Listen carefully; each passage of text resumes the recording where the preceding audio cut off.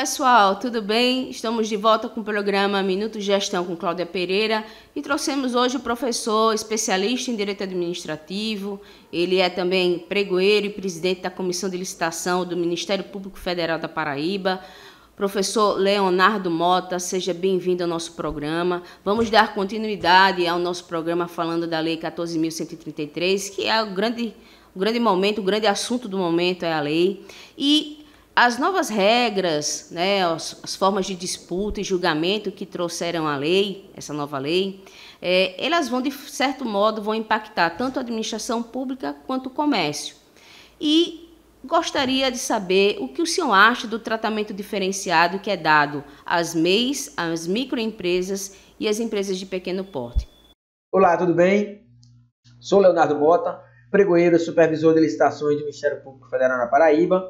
E gostaria inicialmente de agradecer a professora Cláudia Pereira por essa oportunidade de estar aqui contribuindo com o Minuto Gestão, que é exatamente um momento muito importante para nós da administração pública e da gestão pública em vir contribuir. Cláudia, mais uma vez, muito obrigado. E aí, meus amigos, hoje nós vamos falar um pouco da nova lei de licitações e contratos, não é, Cláudia? Exatamente isso que você comentou, né? A nova lei ela trouxe diversas novas regras, né, de disputa, de julgamento, de habilitação, que implicam na administração pública no mercado. E a gente veio agora falar um pouco sobre a questão do impacto que a nova lei tem nas microempresas, empresas de pequeno porte, MEI, cooperativos, lá, em virtude lá daquele tratamento diferenciado, né, da lei complementar número 2.3, que é importante, exatamente um tratamento importante para que os microempresários, as pequenas empresas de pequeno porte, possam ter um certo benefício, né, um certo tratamento quando vier contratar pela administração pública. Relembrando que nós temos de tratamento diferenciado, então a lei complementar, ela regra lá entre os artigos 42 e 49, que, por exemplo, aqueles itens nas licitações com valor até R$80 mil, aqueles itens são exclusivos para participação da microempresa. Itens divisíveis, né, objetos, bens divisíveis, com os valores superiores a 80 mil, deverá ser criada cota reservada, né, cota exclusiva para a participação de microempresa, empresa de pequeno porte, a possibilidade da administração pública no serviço de engenharia subcontratar microempresa quando a vencedora não for microempresa, a questão do empate ficto, né? Importante regra na fase de disputa, na fase de lança, agora mais do que nunca, onde nós temos a nova lei de licitações e contratos, que o pregão segue o mesmo rito da concorrência, né? Inclusive com a fase de lança, então vai ser muito importante isso aí. E temos inclusive a questão ao final, já na fase de habilitação, aquela regra, aquela possibilidade, quando houver a microempresa, a empresa de pequeno porte vencedora do certame, onde ela estiver com a regularidade fiscal e trabalhista pendente e irregular, a administração pública tem, por força da lei complementar número 2.3, conceder aquele prazo lá de 5 dias úteis para regularizar a situação. Então são muitos benefícios. E aí o que nós vemos, Cláudia, é que a nova lei ela veio meio que tolher um pouco desses benefícios. A gente tem lá, em que pese a gente ter lá no artigo 4º da Lei 14.133, que as regras da Lei Complementar número 2.3, com relação ao tratamento diferenciado nas licitações, permanece, nós temos exceções, né? Então temos lá, por exemplo, quando não se aplica, né? Quando não se aplica a Lei Complementar número 2.3, né? Esses benefícios, por exemplo, daqueles itens das licitações cujo valor total estimado ultrapasse o valor máximo enquadrado, né, que enquadra as empresas como empresa de pequeno porte, que atualmente é R$4.800.000. No serviço de engenharia, também a lei vem trazer a exceção, que não se aplica o tratamento diferenciado às microempresas e empresas de pequeno porte, e MEI naquelas licitações de engenharia cujo valor total estimado ultrapasse os R$4.800.000, que é o valor limite para enquadramento para a EPP. Então você já vê que aí já tolhe um pouco os benefícios da microempresa e empresa de pequeno porte. Outra regra que é trazida também lá no artigo 4º, é aquela questão de que se naquele ano calendário da licitação, uma determinada microempresa, empresa de pequeno porte, ela firmou, né? Ela firmou o contrato para a administração pública, ela não terá os seus benefícios, o seu tratamento diferenciado numa próxima licitação. Olha só, não é o faturamento, não é? Então isso aí não é a empresa ter faturado, que por si só, de certa forma, já exigiria que ela desenquadrasse, né? Pedisse o desenquadramento, né? Mas a lei traz que basta ela ter firmado a contratação. Então eu entendo, Cláudia, que isso aí não é salutar para a microempresa, tolhe um pouco aquele benefício, aquele tratamento diferenciado das microempresas e pequeno porte, importantíssimo na lei complementar número 123. Entendi, professor. O que o senhor acha de praticamente ser o mesmo rito entre a concorrência e o pregão? Pois é, Cláudia, falando nos ritos, né, nos critérios, né, nas regras, novas regras, essa é um assunto muito importante na nova lei de licitações e contratos, que é a questão das modalidades, né? A questão das modalidades, houve um impacto considerável, de certa forma. A primeira questão é lembrar que nós tínhamos a Lei 8.666, né, que ainda está vigente, né, a Lei 8.666, tomada de preço, concorrência, leilão, concurso, na Lei 10.520, o pregão, na Lei 2.462, o RDC. A nova lei uniu tomada de pregão, concorrência, né, concurso, leilão, e surgiu o diálogo competitivo, né, uma nova modalidade aí que vem lá da Europa, né, alguma coisa assim, e nós temos a exclusão da convite tomada de preço, né, e não se fala também no RDC, né, e aí a lei incorporou isso aí. E o que é importante, que é interessante, né, é que a lei agora ela trouxe dizendo o seguinte, olha só, pregão e concorrência segue o mesmo rito. Enquanto que na Lei 8.666 nós tínhamos aquelas regrinhas, né? O rito da licitação era fase de habilitação, propostas, né? Julgamento e proposta, depois a fase recursal e seguia, né? Agora, credenciamento, habilitação, proposta, recursal e seguia, né? Para homologação e adjudicação. E no pregão nós já tínhamos, né? Que nós chamamos lá inversão de fases, né? Nós falamos assim, inversão de fases do pregão, porque era inversão de fases com base na Lei 8.666. Né? Agora é importante lembrar que a Lei 14.133, quando ela fala no artigo 17, né, o rito da licitação, né, faz planejamento, divulgação do edital, cadastramento de proposta, lances, julgamento, habilitação, faz a recursão e homologação. Significa o quê? Que ela diz agora que pregão e concorrência seguem o mesmo rito. Né? Então, na concorrência agora também, nós teremos divulgação do edital, cadastramento de proposta, lances, julgamento e habilitação nessa linha. Então é muito importante lembrar que agora, quando se falar inversão de fases na Lei 14.183, a inversão quer dizer que a primeira será a habilitação, que será a exceção. Né? Lembrando que será a exceção. Lembrar que preferencialmente a própria lei já traz as licitações devem ser eletrônicas, né? Devem ser eletrônicas. Né? Lembrar que, em que pese a pregão e a concorrência ter o mesmo rito lá no artigo 17, lá no artigo 29, parágrafo único do artigo 29, nós temos basicamente quando você separa a utilização da concorrência para o pregão, que era aquela questão, né? Poxa, nós temos uma lei nova, duas modalidades que seguem o mesmo rito, então por que não deixou uma única modalidade? Não é? Se na concorrência nós temos fase de lances, nós temos julgamento, nós temos habilitação, por que separou concorrência de pregão? E aí lá no artigo 29, e o seu parágrafo único, a gente tem a diferença. Né? O pregão se mantém, né, para bens e serviços comuns, que é aqueles com padrões de qualidade que possam ser objetivamente definidos no edital. E a concorrência, lá no parágrafo, o pregão, lá no parágrafo único, fala que não utiliza para objetos especiais, né, bens e serviços especiais, de engenharia, né, obras e serviços, com exceção, e aí ele joga no parágrafo único do artigo 29, lá para a linha A do inciso 21 do artigo 6º, onde traz a definição de serviço comum de engenharia. Né? Aí isso é bem interessante, porque ele diz o seguinte, segue o mesmo rito, mas ainda, a depender do objeto, você segue aqui pela concorrência e aqui você segue pelo pregão. Olha só, particularmente eu não consegui entender. Né? Há algumas discussões dizendo, não, mas por exemplo, para uma obra, né? Uma obra ela é mais há uma certa complexidade, mais de uma obra, mas a complexidade está dentro do projeto, está dentro do termo de referência, está dentro da questão do projeto lá, mas o rito não é igual. Você não vai ter fase de lance na concorrência, então fase de lance implica o quê? Implica lance em cima de planilha.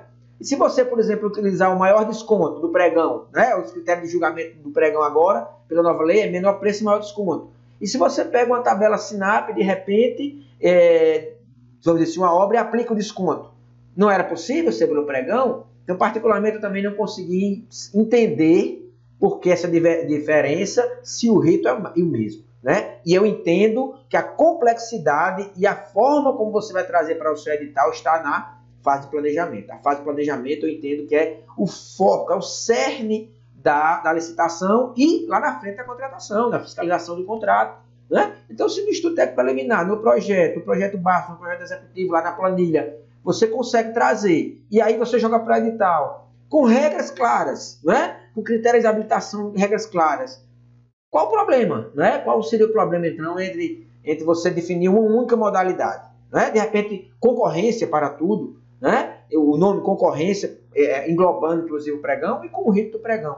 Eu não vejo problema nenhum. Mas é importante lembrar, né? Lá no parágrafo único do artigo 29, nós temos praticamente a definição de que pregão também é para serviço como engenharia. Sabe por que é importante lembrar, Cláudia?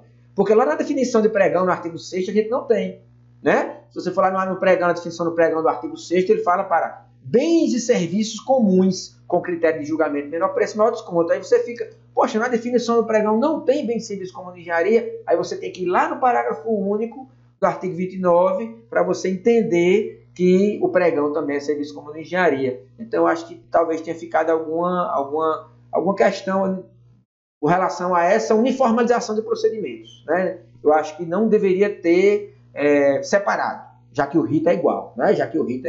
Tá bom? Compreendi, professor. Professor, a nova lei de licitações, ela traz a figura do agente de contratação e também permanece a figura do pregoeiro.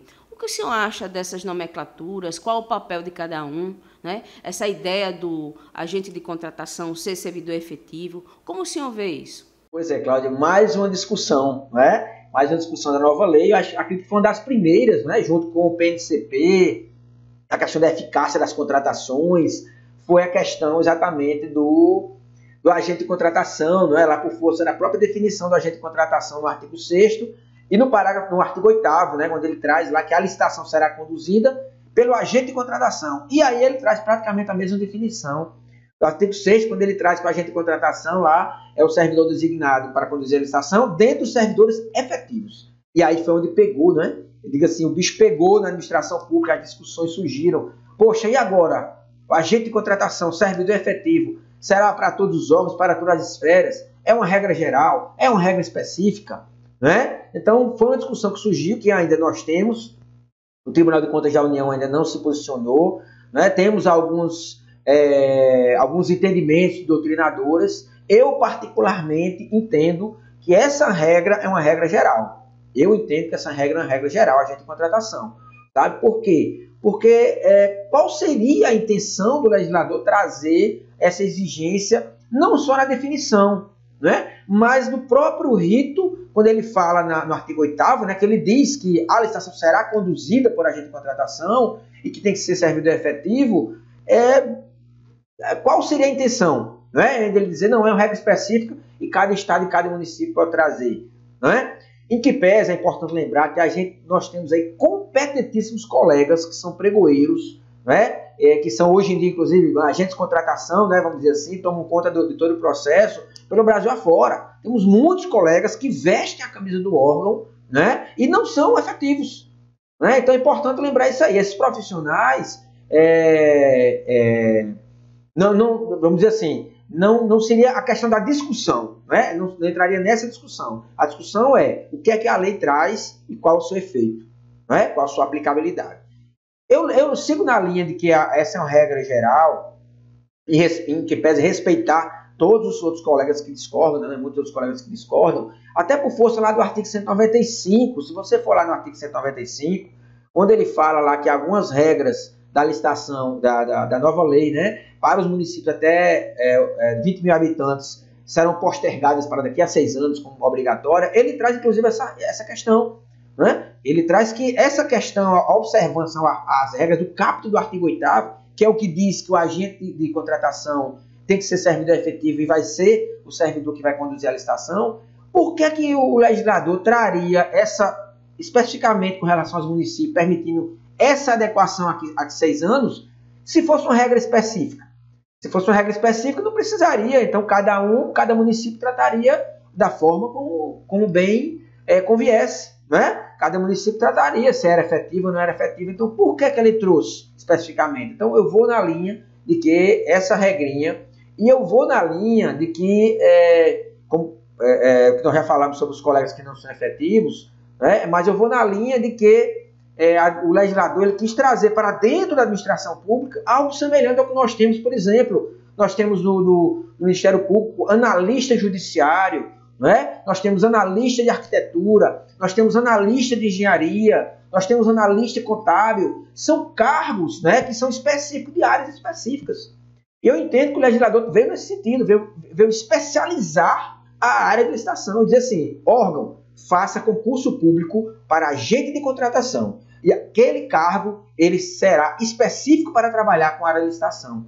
Por que nós temos outras áreas que têm cargos específicos e por que não teremos da área de licitações de contratos, que é uma área sensível, né? Até por força lá do parágrafo 1º do artigo 7º, onde traz que deverá haver a segregação de função dentro do processo licitatório para que o mesmo agente, né, o mesmo personagem não atue em pontos críticos, né, de riscos dentro daquele processo.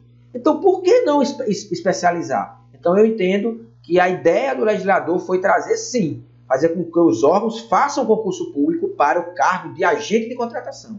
Aquele servidor que vai ter algumas características, vai adotar algumas responsabilidades naquele cargo que vão ser específicas da área de licitações e contratos. Pessoal, vamos para um rápido intervalo e voltamos daqui em instantes. Processos licitatórios em órgão público são sempre motivo de dor de cabeça. Controlar tudo que envolve esses processos é praticamente impossível. O Licite Legal surge como uma ferramenta imprescindível para resolver os problemas dos processos administrativos, incluindo as licitações. Com ele, você armazena os documentos na nuvem sem risco de extravio. O sistema é adaptável ao fluxo organizacional de cada unidade administrativa. Você pode visualizar a linha de tempo com indicação dos atos e prazos percorridos durante o processo administrativo. E ainda, controlar os prazos e quantitativos dos contratos ou atas de registros de preços. Você tem acesso às informações em tempo real de onde estiver. O sistema ainda oferece módulos de gestão de contratos e controle do envio dos processos licitatórios ao Tribunal de Contas do Estado, evitando multas e ações de improbidade. Ganhe mais segurança, eficiência e economia. Professor Leonardo Mota, no caso da contratação direta, o agente de contratação, ele será o responsável pelo encaminhamento desse processo? Pois é, Cláudia. Eu já entendo que, no caso da dispensa de licitação, não seria o agente, em regra, o agente de contratação. O agente de contratação, a lei, ele traz especificamente que a licitação será conduzida, né? A licitação será conduzida pelo agente de contratação. Eu entendo que a dispensa será do agente público. Mas sem esquecer que lá no artigo 7º, quando a lei fala de gestão por competência e fala alguns atributos do agente de contratação, inclusive capacitação específica, né, que ele tenha conhecimento de capacitação específica na área de licitação, eu entendo que essa é a seriedade que a lei traz, né, que o gestor tem que ter, entendeu? Então, eu acho que é nesse sentido aí. E para a dispensa de licitação, que foi a questão da pergunta, a dispensa de licitação seria nesse sentido. O agente de contratação pode ser o responsável, não necessariamente, vai depender de acordo com a estrutura do seu órgão, né? Mas vai ser o agente público tranquilamente. Mas importante enfatizar isso. Por quê? Porque se a gente lembrar, né, lá no artigo 72, agora nós temos um rito. Né? Nós temos um rito a ser seguido. Nós temos lá no artigo 72 para as contratações diretas. E aí envolve dispensa de licitação, envolve elegibilidade, com as novas regras, inclusive, né? Com novas situações exemplificativas lá de elegibilidade, a dispensa com os novos limites, né, do inciso 1º e 2º, a gente traz algo que é um rito no artigo 72. Partindo do quê? Documento de formalização da demanda, ou documento de formalização da demanda, né? Ou de oficialização, né? Como como trazia a IN número 5 do Ministério do Planejamento, mas a nova lei fala de formalização, mas é o mesmo documento. Mas você diz lá, ó, ele inicia o processo de contratação com documento de formalização, depois você vê o estudo técnico preliminar quando for o caso, e aí tem a estimativa de preço, tem as regrinhas lá, parecer jurídico, parecer técnico. Então vocês vê, né? Você vê agora que é algo mais formal, agora existe um formalismo a ser seguido dentro da nova lei. Então esse agente tem que ser muito capacitado, muito bem capacitado, para nós não termos o que nós temos hoje com a Lei 8.666, que não tem o rito, e aí cada órgão de repente faz de uma forma, né? E aí não tem documento de formalização, não tem aquele estudo lá da melhor solução para a contratação direta, né? Enfim, eu achei fantástico esse artigo 72, fantástico ele trazer dentro da lei e não deixar para uma norma, né? Infralegal, regrar isso aí, em que pese nós temos agora, né, hoje já a instrução normativa lá que regra o sistema de dispensa eletrônica, mais específico para dispensa eletrônica. Mas eu achei muito importante isso aí, vir na nova lei, né? Porque isso aí vai refletir quando você for aplicar lá o artigo 74, o artigo 75, onde fala de elegibilidade, onde fala de dispensa de licitação. Então achei fundamental, entendo que não é o agente de contratação, pode ser o agente público, mas tem que ser devidamente capacitado, né? Devidamente capacitado.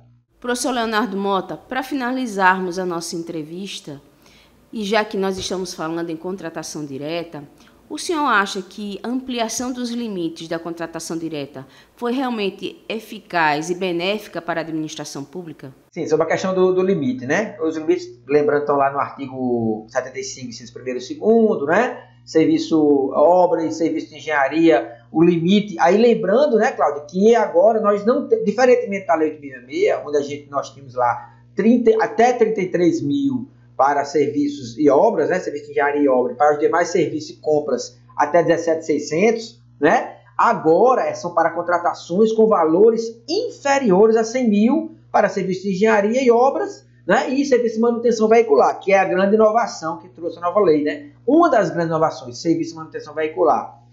E 50 mil valores inferiores, né? Contratações com valores inferiores a 50 mil para serviços e compras. Eu achei importante, né? Eu achei importante, mas eu achei importante porque a nova lei, ela trouxe o artigo 72, que nós já falamos, né? Eu entendo que simplesmente ampliar por ampliar, como ocorreu, por exemplo, na época da pandemia, né? As regras lá dos limites, né? Das medidas provisórias no ano passado, que simplesmente chegou e ampliou aqueles valores lá, né? Mas que não falava em planejamento, né? Obviamente nós temos uma realidade que era o socorro à vida, né? Então eu estou falando assim, a crítica não é referente às medidas adotadas, certo? Mas se por acaso tivesse vindo para a próxima lei, para essa lei, simplesmente jogado e ampliado os valores, 50 mil e 100 mil, eu entendo que seria muito prejudicial, né? Muito prejudicial. Mas agora, praticamente, o rito lá do artigo 72 é a formalização de um processozinho licitatório. E mais, né? Lembramos agora que lá no próprio artigo 75 ele fala que para os incisos 1º e 2º tem que ser divulgado eletronicamente, né? Em regra tem que ser divulgado eletronicamente, é tanto que nós já temos aí a Instrução Normativa 67, né? Que fala, que regra de sistema de dispensa eletrônica lá do Ministério da Economia, né? Da SEGES, né? Onde você lança a dispensa de licitação eletrônica, que não é a cotação eletrônica, é importante, né, a gente lembrar, né, que a cotação eletrônica ainda existe, porque a cotação eletrônica é de uma portaria do Ministério do Planejamento, 306, mas que está relacionado à lei de licitação, à lei 8.666, e outra cotação eletrônica que você só consegue contratar bens, né, bens lá no inciso 2º do artigo 24 da lei 8.666, enquanto que a dispensa eletrônica você contrata bens e serviços. Então, eu achei muito interessante sobre os limites. Eu entendo que foi importante essa ampliação dos limites, porque agora nós temos o rito, né? Temos o rito, uma formalização.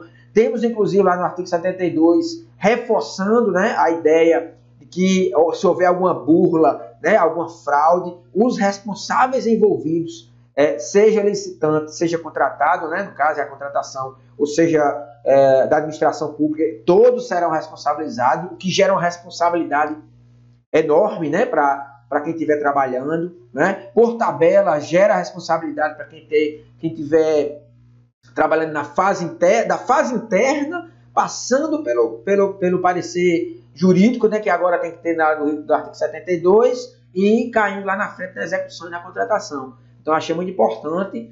E eu acho que trouxe uma certa folga, né, para a administração pública. Eu só senti falta do texto que fala especificamente lá no finalzinho dos incisos 1º e 2º do artigo 24, quando ele trata lá de quando aquelas contratações puderem ocorrer numa mesma licitação. Eu acredito que poderia constar isso aí na nova lei, entendeu? Para o quê? Para amarrar mais ainda a questão de se evitar o fracionamento de despesa, né? A questão do fracionamento de despesa, pequenos processos de dispensa de licitação, olha, que pode acontecer agora mais do que nunca, né? 20 mil, tudo bem, está limitado ao exercício, né? E está limitado agora mais do que nunca aquele objeto, né? Lá consta que a gente pode ter como base no CNAE, né? Tem lá na regrinha do artigo 75 também, né? Mas eu achei que foi bem interessante e em virtude dessa amarração que a nova lei trouxe. Professor Leonardo Mota, foi um grande prazer tê-lo aqui no nosso programa, foi uma verdadeira aula e gostaria de convidá-lo para outros momentos em que o senhor possa falar mais um pouco sobre licitações e contratos. Aos nossos internautas e seguidores, até a próxima semana com mais Minuto Gestão com Cláudia Pereira. Até lá!